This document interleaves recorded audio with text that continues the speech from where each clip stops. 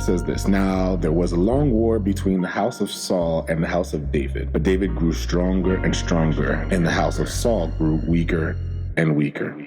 Sons were born to David in Hebron. His firstborn was Amnon by Ahinoam and the Jezreelites. His second was Chileab by Abigail, the widow of Nabal the Carmelite. Third, Absalom, the son of Maachah, the daughter of Talmai, king of Geshur. The fourth was Adonijah, the son of Haggith. The fifth, Shephatiah, the son of Abital. And the sixth, Ethream, by David's wife Eglah. These were born to David in Hebron. Now it was so, while there was war between the house of Saul and the house of David, that Abner was strengthening his hold on the house of Saul. And Saul had a concubine whose name was Rizpah, the daughter of Aiah. And Ishbosheth said to Abner, "Why have you gone into my father's concubine?" Abner became very angry with the words of Ishbosheth and said, "Am I a dog's head that belongs to Judah? Today I show loyalty to the house of Saul, your father, to his brothers and to his friends, and have not delivered you into the hand of David. And you charge me today with a fault concerning this woman? May God do so to Abner, and more also, if I do not do for David as the Lord has sworn to him, to transfer the kingdom from the house of Saul and set up the throne for David over Israel and over Judah from Dan to Beersheba." And he could not answer Abner another word because he feared him. Then Abner sent messengers on his behalf to David, saying, "Whose is the land?" saying, "Make your covenant with me, and indeed my hand shall be with you to bring all Israel to you." And David said, "Good, I will make a covenant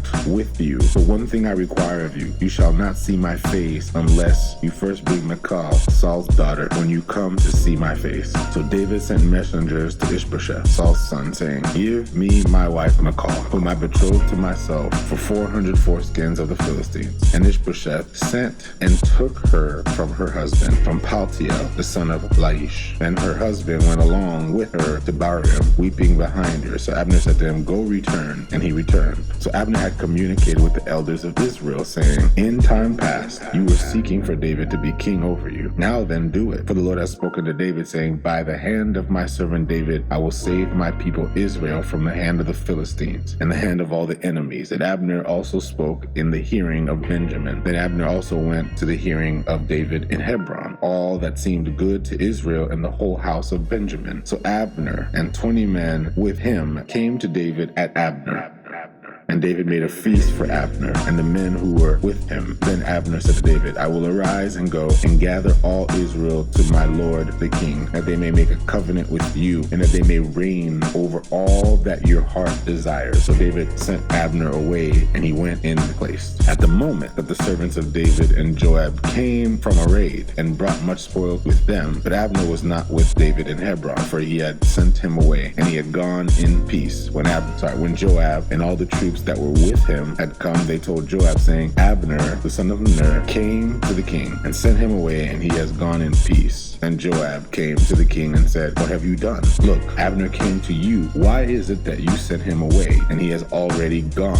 Surely you realize that Abner, the son of Ner, came to deceive you, to know you're going out and you're coming in, and to know all that you are doing." And when Jacob had gone from David's presence, he sent messengers after Abner, who brought him back from the well of Sirah, but David did not know it. Verse 27, Now when Abner had returned to Hebron, Joab took him aside in the gate to speak with him privately, and there stabbed him in the stomach, so that he died from the blood of Asahel, his brother. Afterward, when David heard it, he said, "My kingdom and I are guiltless before the Lord forever of the blood of Abner the son of Ner. Let it rest on the hand of Joab and on all his father's house. And let there never fail to be in the house of Joab one who has a discharge, or is a leper, who leans on a staff, or falls by the sword, or who lacks bread." So Joab and Abishai his brother killed Abner, because he had killed their brother Asahel at Gibeon in battle. Then David said to Joab and to all the people who were with him, "Tear your clothes, gird yourselves with sackcloth, and mourn for Abner."